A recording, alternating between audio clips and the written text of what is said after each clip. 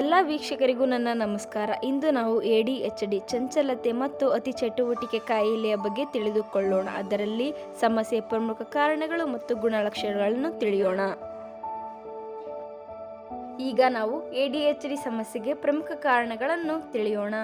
ಆನುವಂಶಿಕ ಅಂಶಗಳು ಅಂದರೆ ತಂದೆ ತಾಯಿಯಿಂದ ಮಕ್ಕಳಿಗೆ ವರ್ಗಾವಣೆಯಾದದ್ದು.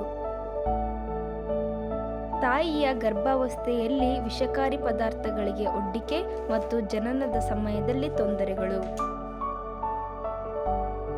ಪರಿಸರದ ವಿಷಕಾರಿ ಪದಾರ್ಥಗಳಿಗೆ ಒಡ್ಡಿಕೆ, ಅದರಲ್ಲಿ ಕಾರ್ಖಾನೆ, ವಾಹನ, UV ಕಿರಣಗಳು ಪ್ರಮುಖ ಕಾರಣಗಳಾಗಿವೆ.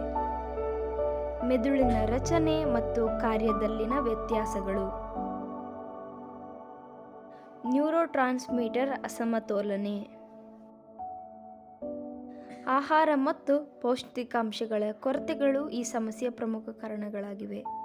ADHD ಸಮಸ್ಯೆಯ ಪ್ರಮುಖ ಗುಣಲಕ್ಷಣಗಳು: ಗಮನ ಕೇಂದ್ರೀಕರಿಸಲು ಕಷ್ಟವಾಗುವುದು,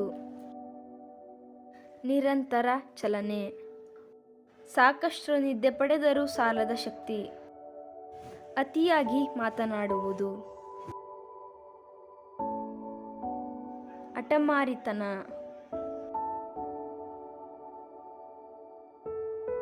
ಅತಿಯಾದ ಉತ್ಸಾಹ.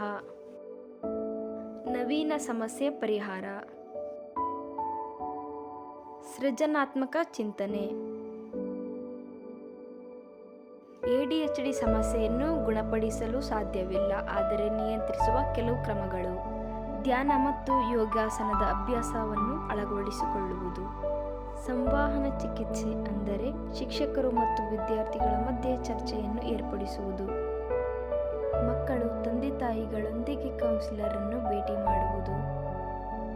ಈ ಸಮಸ್ಯೆಯನ್ನು ಒಳಗೊಂಡಿರುವ ಪ್ರಮುಖ ವ್ಯಕ್ತಿಗಳ ಉದಾಹರಣೆಗಳು: ಬಿಲ್ ಗೇಟ್ಸ್ ಹೆಸರಾದ್ಯಂತ ಉದ್ಯಮಿ, ಇವರ ಸಾಧನೆಗಳು ಅಪರಿಮಿತವಾದವು.